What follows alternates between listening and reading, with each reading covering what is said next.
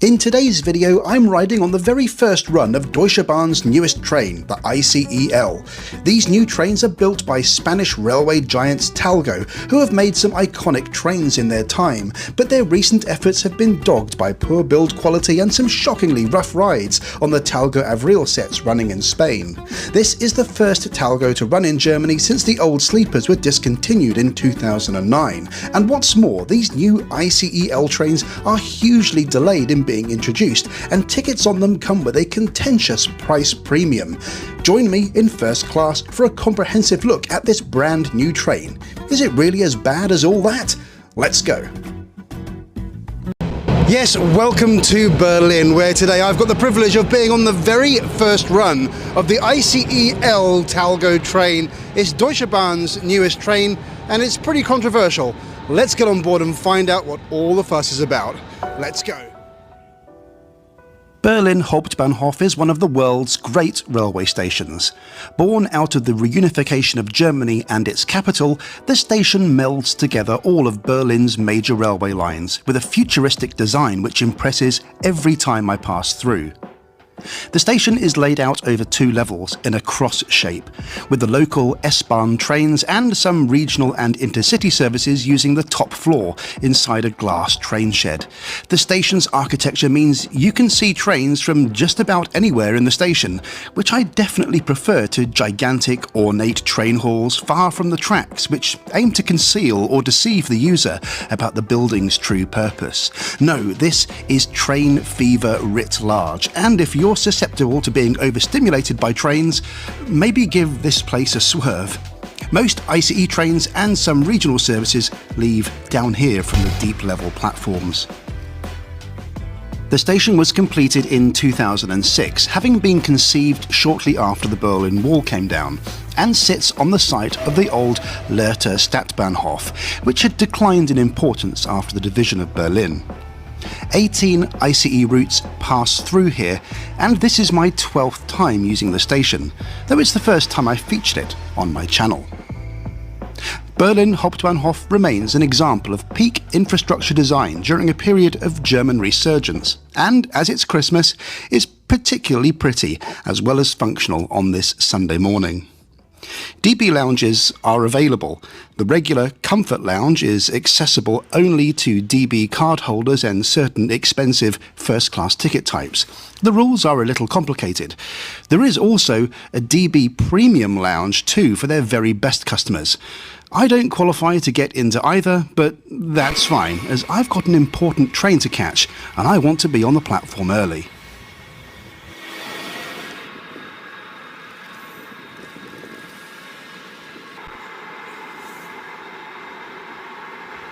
Our train is already underway. It's started at Ostbahnhof, a few minutes away. There are a whopping 17 carriages on our Talgo train set.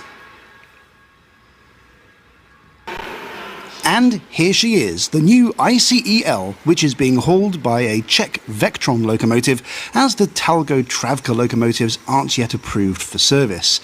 The other end of the train has a control car, but approval to use these is a year or two away, so for now, first class will always be at the rear, wherever you travel on these trains. This is the latest iteration of the Talgo 230 programme. The L in ICE-L stands for low floor. These trains are designed to meet the standard German platform height of 76 centimetres above the rail, so everyone can use them without assistance. The top speed of these trains is 230 kilometers per hour.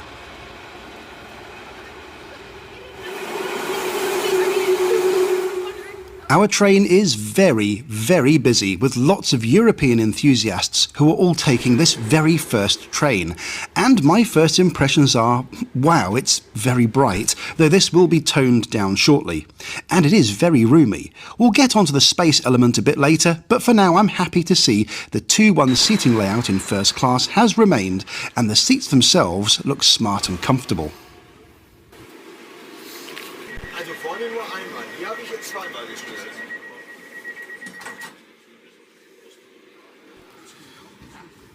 We depart a few minutes late, but this will be the only hiccup on today's journey, and we're off.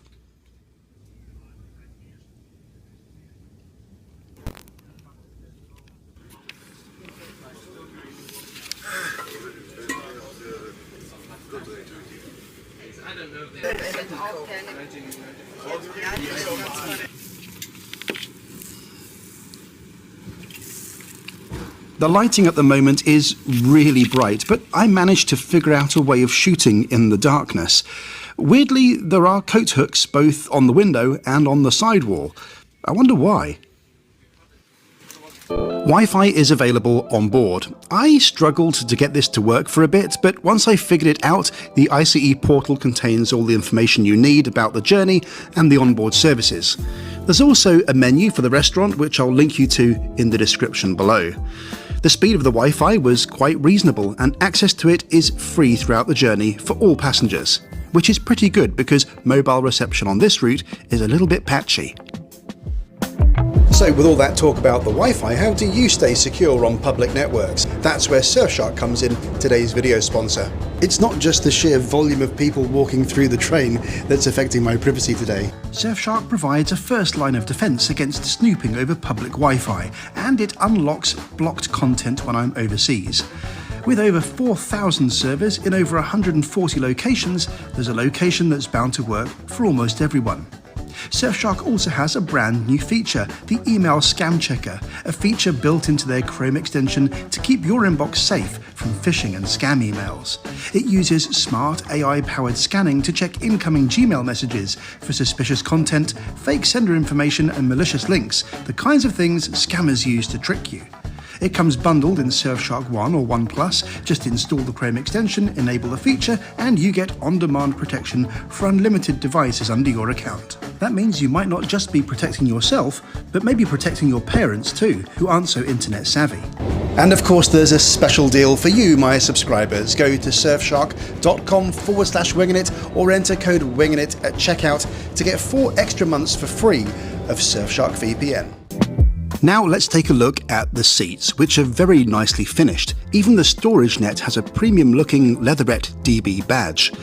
The legroom here is also pretty good, and there is a deployable footrest, although I find these pretty uncomfortable myself. The tray table is excellent. It's very large and will take any laptop with ease. It's also really sturdy. These seats are made by Spanish company Fainsa, and I'm impressed with the solid build quality. Even the cup holder feels nice to touch.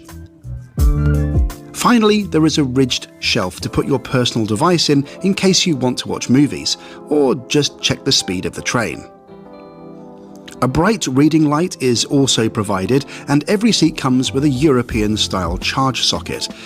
I've got to say, I find the choice of materials here in this seat to be very good, though if there is any criticism, I think the colours are a bit bland. The seat comes with a comfortable adjustable headrest, a movable armrest, and a modest recline function.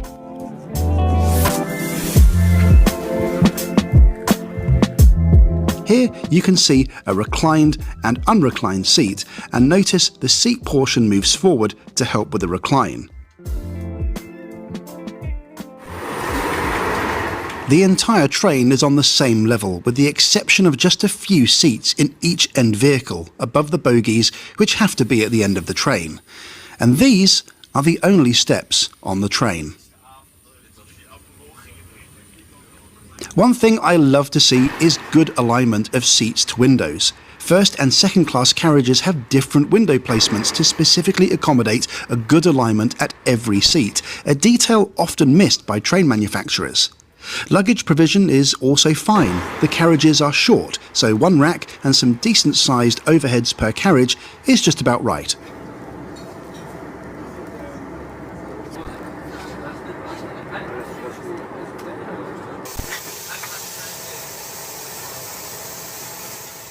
One area where the train does disappoint, however, is in the restaurant. These trains are controversial because they're not really ICE trains, are they? These are 35 km/h slower than the slowest ICE-1 trains, but ICE branded trains command a higher price premium, so DB have branded these as ICE. And all ICEs have to have a restaurant, but this one feels like a real token effort. There are just 12 seats for up to 562 passengers, customers. We'll have to see how this works in everyday service, but with so many enthusiasts on board today, the restaurant may well be having its busiest day ever, with most passengers choosing to take their purchases back to their seat. DB seem to know this is a very small restaurant and have installed 2 perch tables. Also, the branding is a bit confusing. It says bistro here in the restaurant itself, but it is branded as a restaurant on the interior wayfinding and on the outside of the train too. Despite the fact I predicted this level of busyness and left empty-handed this time, relying instead on my backup breakfast, I can confirm this is a proper restaurant and serves the full DB Bordrestaurant menu rather than the more casual Bord Bistro one.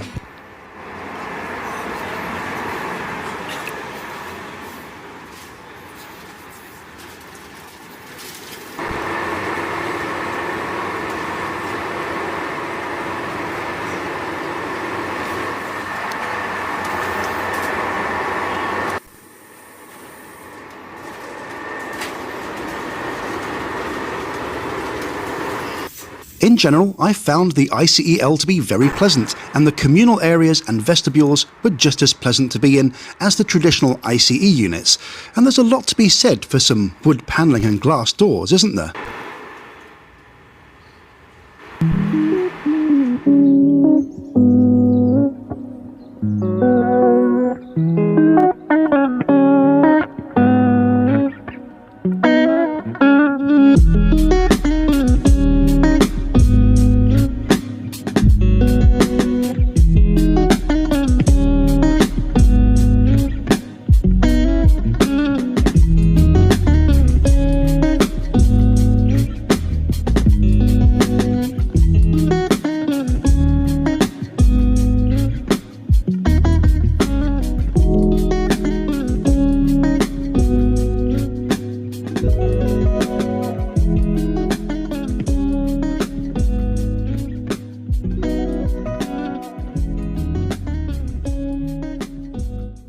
As we approach Hanover, another thing very noticeable about this train is how its lightweight design, something Talgo are known for, results in brisk acceleration and some very sharp stopping power.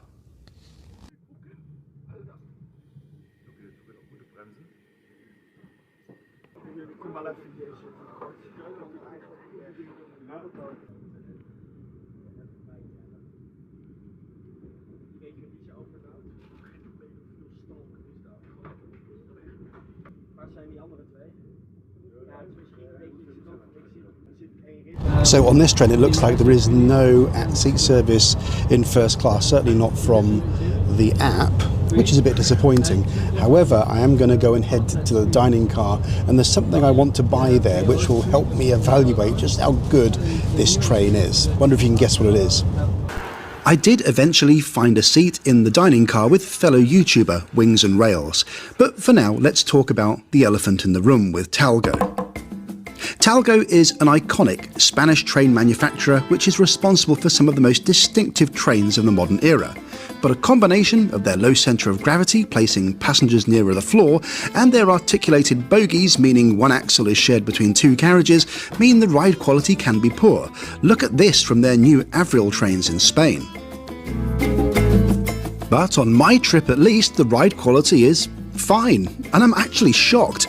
These vibrations were barely noticeable, and there was no horrendous jumping or swinging, something which has plagued some models of Talgo train for years. That makes the train a pleasant and comfortable place to enjoy a pastrami sandwich, which wasn't my first choice. The egg drop sandwich sadly had sold out in that big rush earlier, but never mind. Walking through, we can see that second class is almost as pleasant as first class, with similar but slightly narrower seat designs to accommodate a 2-2 layout and grey rather than beige headrests. Legroom is great, and the seat enjoys nearly all the same functions as first class, only the footrest is missing. Some carriages are designated family carriages and come with these child-friendly designs on the walls. Nice touch. One thing definitely worth mentioning is the space. Each carriage is 5 centimetres wider than an ICE 4. This is actually noticeable, and while DB call this a living room effect, I wouldn't go that far. However, the airiness and spaciousness of the train is a benefit, and that's because these carriages are short, a Talgo signature. Each one is just 13 metres long. The ICE-4s, by comparison, are 28 metres long. That is gigantic. These Talgo carriages don't swing out into curves so much, so they can afford to be wider and still fit the loading gauge. There are 11 toilets on board each of these trains, 10 of which are this standard design. It's clean and smart, as you'd expect for a brand new train, and every touchpoint has been eliminated to contactless operation.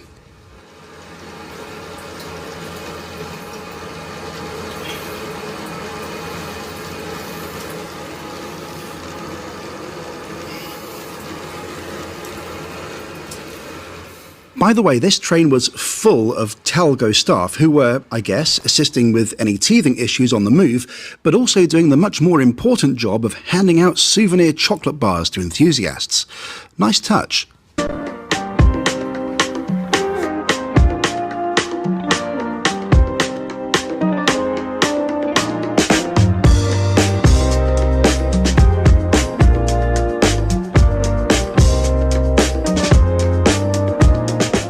We're on time and making good progress across North Rhine-Westphalia.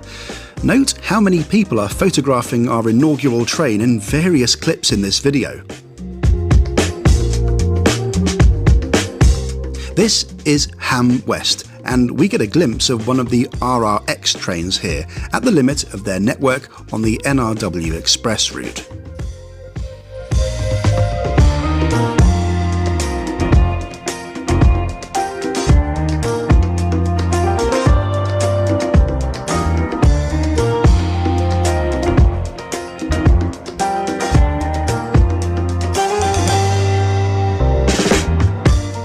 One feature of this train I didn't get to peep inside is the baby and toddler room, which was occupied throughout by a family. This is actually a very cool feature with a little more space for active little legs to move about, and also stops any conflicts with other passengers who don't want to be mindful of toddlers. The accessible coach is adjacent to the restaurant and comes complete with a gap filler deployed on station stops, although why a manual ramp was needed here is not entirely certain to me. Here's the gap filler in use, which provides true level boarding for wheelchairs. The accessible car itself comes with a gigantic accessible toilet. The car itself was well used. In fact, this shot was near the end of the journey. 2 wheelchair users were here for most of the trip. The fact that this is next to the restaurant is great, because even if the passenger can't visit the restaurant themselves, it's just a short walk for staff to assist them. Finally, there is in Car 2 a bicycle area with 8 stands, and I understand these vertical stands are pretty unpopular with cyclists though. I've been unexpectedly impressed with this Talgo. This is not a perfect train, and I think the short carriages are a matter of taste and personal preference, but the ride was the big question mark, and on this trip at least, I didn't find any issues. This is actually a nice train, although the German public are right, this is really not a true ICE train, and the premium pricing is a bit cheeky. I got the lowest priced Super Spa price ticket costing €36.96 and added a seat reservation for €6.90 on top, so about €44 in total. That feels cheap for over 4 hours on a train in first class to me as a British person, but I was very lucky and vigilant and got one of the first tickets on sale. And so journeys end here in Cologne, which has a stunning approach. The Hohenzollern Bridge is Germany's busiest railway bridge, and check out the thousands and thousands of padlocks, estimated to weigh perhaps 30 or 40 tons, left by couples on here as a mark of their relationship. We slide into Cologne alongside the cathedral, and I'm keen to hear your thoughts on the new train. Have you ridden the Deutsche Bahn Talgo yet, or its Danish counterpart? What did you think? Did you notice any bad ride? And what do you think about the Germans charging a premium for this train? As for me, I'm just surprised it seemed to ride well, and I'd be happy to return again to ride it soon. These are pleasant trains, though I hope the restaurant isn't as busy next time I ride. Don't forget to go to surfshark.com/ringingit to help support the channel and get 4 extra months for free of Surfshark VPN. Thanks so much for watching, and I'll see you in the next video. Cheers.